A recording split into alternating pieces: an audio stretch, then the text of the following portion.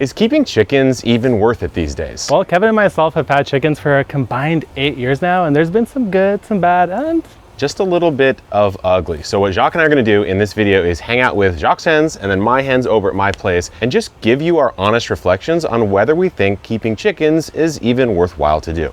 One of my favorite things about having chickens is actually the fact that they could recycle all of our mistakes and also the things that we just don't want to deal with putting in the compost. Yeah, I mean, as a gardener, I think that's maybe my favorite thing. Yeah. Some people would say the eggs are the best part, which that's not wrong, but we'll have something to say about the eggs a little bit later. But to me, like, you've got this part of the broccoli, yeah, which is never consumed. Nope. You know, and you can even, like, in the case of broccoli, you could take all the florets right off and just toss this in.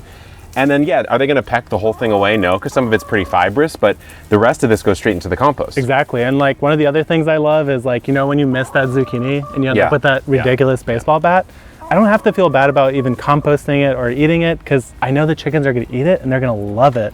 Or that time that you harvest the watermelon a little bit too early and it ends up being white inside, well, guess who still likes it? The chicken. They actually love cucurbit plants. Yes. That's something that I discovered. I think another thing I've liked from my journey, so just the background on how I did it is, I think in 2021 is when I started chicken keeping and I raised 5 hens from chicks. Yeah. So not eggs, but baby chicks, like day-old chicks. And then I had another batch that I raised a year and a half later, I think. I only have 5 out of the 10 left. And we'll talk about that later in the video because that's kind of part of the ugly part of chicken keeping. But selecting your breeds, the process of raising your baby chicks for at least the first time is extremely rewarding. They're very sweet. They're very fun to hang with. If you have children, it's an amazing pastime. And seeing them grow up so quickly, it's like 6 months to your first egg. Yeah, it's actually really fun too because when you get them as small chicks, they're absolutely adorable. They make these tiny little sounds and you literally raise them as babies. And so I did a similar thing. We started with 4 hens, then we added 3, and then we went down to 6, and then we went back up to 7. That's another little story there. Yeah. Basically, we had a chicken from I don't know where, but one day we came in. It just showed up. You had one day we just came into the chicken coop and there was an extra chicken in there, and the neighbor was like, "It's not my chicken." I was like, "Okay, well, it definitely is, but yeah, that's maybe, fine. yeah, it's fine." But now we have 7 chickens again, so you know, it's been a fun experience. But I absolutely love that you give them all your scraps, whatever you want. You get eggs back, and you also get a lot of poop. You get a lot of poop, and that's so, like, for the garden, that's what I'm saying. You get to recycle your own scraps as well as your kitchen scraps, of course. And I don't know about you, I don't know what you think about this or what those of you watching, there's all these lists, don't feed them this, don't feed them that. In my experience, the chicken knows what it should or shouldn't be eating. Yeah. If you accidentally throw in something that theoretically it shouldn't be eating, they seem to self-regulate pretty well. They eat by sight. Yeah. So once they try something and it's not good for them, they're not going to trigger, you know, the eating mechanism on that again, which I think is great. But you're right, like you throw your scraps in and then they recycle into eggs and then you can still use the manure. And of course there's certain ways you use it. Yeah, and actually in my case, before we even get to using the manure, one of the things I did to kind of shortcut that a little bit, because we actually free range our chickens essentially, or actually pasture raise them, I guess, is that right over here, you could see some of the foreground is an orchard. So I have a loquat tree, I have 2 figs, a lemon, a mulberry tree, and all of that gets naturally fertilized by the chickens just running through here, pooping all over the place. I don't have to worry about composting it, because when you do have a lot of chicken manure, it's not something you could just like go put like right at your tomato plant, because the fertilizer is considered hot, or the poop is considered hot, meaning it's like too active, it's literally hot, it has like the salts that have built up. So you normally have to put in your compost pile for like, I think it's a usually pretty long time, like 6 months or so, until it fully breaks down. Yeah, full cycle. But then you get incredibly rich compost, because the chicken poop has a lot of nutrients that you're not going to just get from like leaves and random stuff from your yard. Yeah. It's going to have more of the phosphorus, it's going to have more nitrogen, and that's going to specifically nitrogen. Yes, specifically nitrogen, which is hard to get in compost, and that's going to basically give you the best possible compost you could ever have. It typically should also have a good amount of beneficial bacteria and microbes because of course it's going through a living creature's and they're eating soil, pecking through stuff. Yeah. It's very holistic. Chickens are pretty cool birds, which brings us to the sponsor of today's video, Cool Birds. The best way to think about Cool Birds is that it's really the best bird seed out there. They actually use the freshest seed possible, real fruit that birds actually want to eat. For me, because I've put maybe 7 bird feeders in my backyard, I like the no mess mixes. Actually, nearly all of Cool Bird's mixes are free of milo, millet, and corn, which is kind of filler material that just ends up on the ground. It's been really fun to watch all the birds in your yard. There's been like 30 to 50 at sometimes, jumping all crazy. over the feeder, and it's become a real hotspot of bird activity. In my yard, there are a ton of finch species. There's also some mourning doves that have been hanging around Yeah, a little that's a new bit. one. But we sent some feed to members of our team in different geographies, and they've been able to capture chickadees and cardinals using the cardinal mix. My favorite has to be the Hearts on Fire blend, which has a little bit of chili oil to deter the squirrels and rodents. But the best part is that all of their seeds available on Amazon. So check out the link in the description and grab a bag today. And now let's get back to these cool birds. We talked about the good parts of having chickens, and there's a few more we'll mention, but we need to get to the bad, which for me, Jacques, isn't like disqualifying to keep chickens, but it is sometimes a little annoying. Yeah, it's not a perfect game. There's a little bit of stuff you have to deal with. And actually, one of the good and bad things is the way that you get eggs from your chickens. Yeah, I mean, when you go to the grocery store, like I did growing up, you just pick up a dozen or 2 dozen, or Whenever you want. In our case, Costco gross 144s, yeah, the flats, because we're on that budget. But you know, it's on demand. Whereas with chickens, especially if you're keeping them from baby chicks first, you have a 6-month period where you're not getting eggs at all. Right, they're just kind of growing up. You're just feeding those girls, you know? And then once the eggs start to come, in the warmer season, you're gonna get roughly an egg every 24 to 26 hours for any productive layer. Of course, it's breed dependent. Yeah, Some breeds are... a few factors. Yeah, there are a few factors, but seasonality is the most important one, because we're going into winter and what's gonna happen. Basically, with chickens, the more light they have, the more eggs they will lay. So as we go from summer into the fall and winter, egg production doesn't just like decrease slightly, it kind of is like a bell curve. It kind of like tanks. It's like a sine wave. Yeah. Throughout the season. Exactly. So you'll get, you know, when I had my peak amount of hens, which was 10, I was getting 10 eggs a day in peak summer while the hens are in their peak laying years, the first to third year or so. Right, because that's the other thing. As they get older, they do start to decrease laying. So either you're going to always add more chickens or accept that, or, you know, there's other solutions. There's other solutions. So you got to keep that in mind. Your eggs are going to wax and wane throughout the season. But as far as just like the maintenance of the hen, well, there's the coop to maintain, there's the coop to clean. Yes. And there's also kind of the debris that they can bring up around, you know, your whole environment. Yeah, and I'll say for the coop clean out itself, it's actually not as bad as I thought. It's something you don't even need to do that often. There's like certain styles of coops where you actually do have to clean it basically every week. But if you do a deep litter method, it's at most every year. And it's not even that hard. You just scrape the whole thing into the compost bin, you let it sit for a year. Next year you get your chicken compost and it's ready to go. Yeah. But there are the little things like it's dusty around chickens. It's dusty. Very if you have dusty. problems with allergies, like I sometimes do, you need to mask up when you are working in the coop. Oh, yeah. Especially because you don't want to inhale sort of powderized Poop. basically is what that is. I will say there's some grossness elements. Like if you have a hen with a stuck egg, you'd have to fish that egg out or else they'll be egg bound and that actually will kill a hen. You can have hens in the hutch that kind of peck at their own eggs, and you'll get a rotten egg and kind of just slop all over the place. You'll never forget the smell of a rotten egg in your nesting box. Let's say you went like 3 days, you forgot to check. Maybe that first day one of those eggs broke and it started to rot in there. Oh my God. It's so hard to clean. It's very stinky, but obviously that's up to you. If I checked my eggs every day, I wouldn't really have that problem. Sometimes life just gets in the way, or you go on a trip or whatever. What I will say is it can put you off of eggs a little bit for a second. Because I remember I threw a couple rotten eggs, uncracked though, in the compost.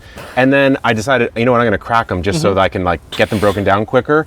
They popped. Yeah. They popped and they stunk like high heaven. I just had that recently and I haven't had an egg in 2 weeks, but I'll be back. That's the great part. And I will say the vacation part, actually not that bad. It's not that bad. Because chickens really aren't hard to keep. As long as you fill their feeder and water, those things can go for weeks. Really the most common thing you have to do is basically collect their eggs. Yeah, collect their eggs, and I will say, like, you got to choose the right feeder and waterer, so you need something with capacity. You can do it with a 5-gallon bucket. Jacques has one here. We've got a couple products we love back there that make it a little bit more automated. The other thing I'll say is, unless you have an automated door run, right, you're gonna have to come out and let them out into their run area every single day. But those aren't that expensive anymore. I would say you could probably get one cheap for like in the $50 to $70 range, and more expensive. That's kind of an interesting thing is that you're not going to save money probably from your eggs. Even though these are like the highest quality eggs, you know exactly what went into them, how they were raised, how happy they were. The most comparable thing would probably be like a pasture raised egg. It's more expensive which is, and those are like maybe $1 each at this point, maybe more. I actually don't know the egg prices anymore because I don't buy them.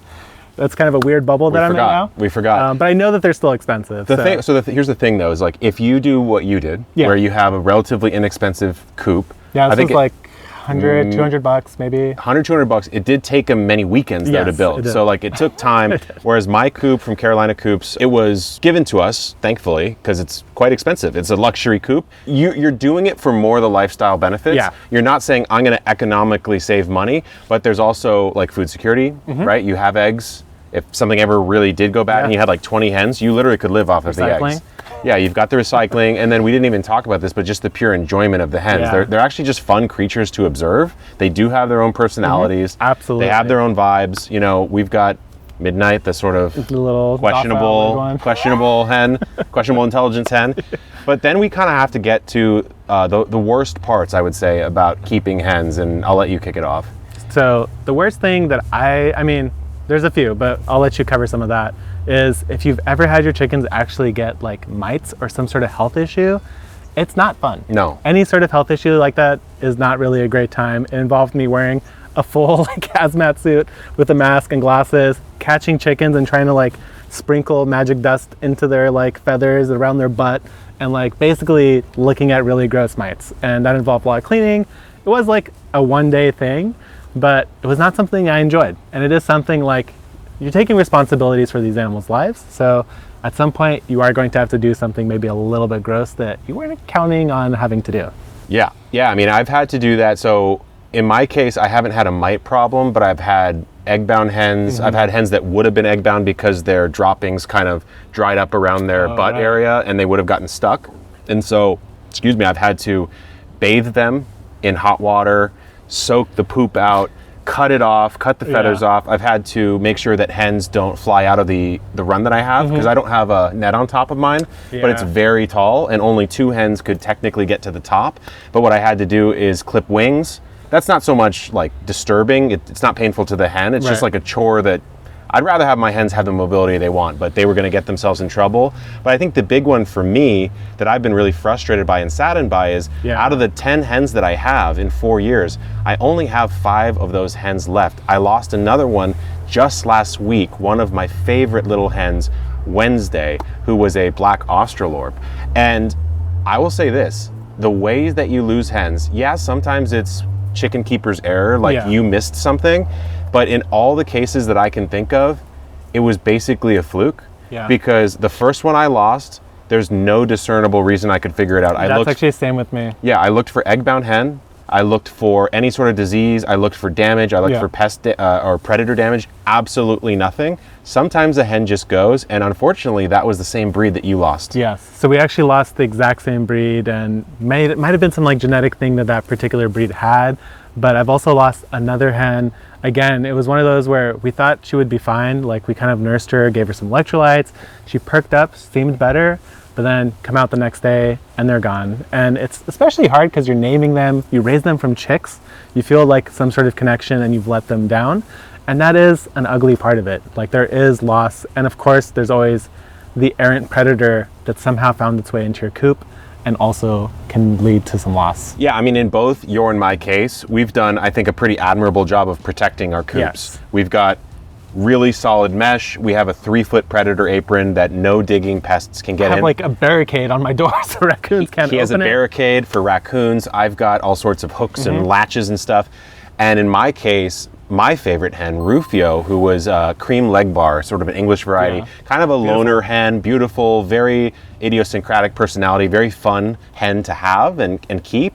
She was lost to an opossum who got in because one little piece of that was bent up slightly enough for an opossum to get under one time. And that's it. And I was about to show my little nephew the hens, and I opened up my hen house, and there she was, kind of mangled, you know? And so you do lose hens. Sometimes, technically, you can make a mistake, and that's your fault. But a lot of the times, I mean, straight up, I think we got hens from a breeder who wasn't really keeping great track of the genetic line of one of these breeds. Yeah, our first one. Because I heard from a lot of people that particular breed, theirs died within a year as well. And I don't think that's all of our issue. I think that's probably a breed genetics issue. Yeah, because it was a surprise. It was a surprise. Not like they look sick. It was an out of nowhere surprise. Out of absolutely nowhere. I mean, there's also like heat issues. I had a buff Brahma, which is a very large hen. I think heat may have gotten to her. We tried to cool her down. We tried to do all sorts of stuff. Sometimes you just lose a hen, but that's life, right? I mean, if you have children, I remember when I was a kid, when we lost our dogs, I had to learn about death that way. And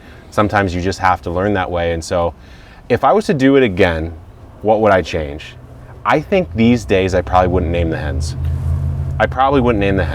Yeah, it's more of like you're accepting them as part of your homestead, part of your journey, but not maybe as much your pet's directly. Not like as a emotional pure pet. Like I'm not playing with them like I would a dog, let's say. But besides that, I think I've enjoyed the journey. I think I maybe didn't need 10 for a household of 2 or 1, you know? What would you do different? I don't know. I'm still on the fence. I think in the end, the just having the life at your place and having those delicious fresh eggs, even if I don't eat them, my dogs also absolutely love them. Yeah. I think it is sort of worth it. I'm like, I definitely would never get rid of the hens I have right now. I don't know if I'm going to expand on it anytime soon. Because you have 6, right? I have 6, which is still more than I need right now. Yeah, that's fine. But in the future, I would probably be similar to you. I think if I had them, give them plenty of space, don't give them names, and kind of just treat them as part of your garden system. That was a crazy call from midnight over there. So these are our thoughts on about 4 years each of keeping hens, which isn't that long, but I'm curious what you guys think. If you have hens, let us know what your thoughts are. Worth it, not worth it, good, bad, the ugly, down in the comments. If you want to see a guide on getting started, check out this video right over here. Thank you to Cool Birds Bird Seed for sponsoring the video, and we'll see you on the next one. Good luck in the garden and keep on growing.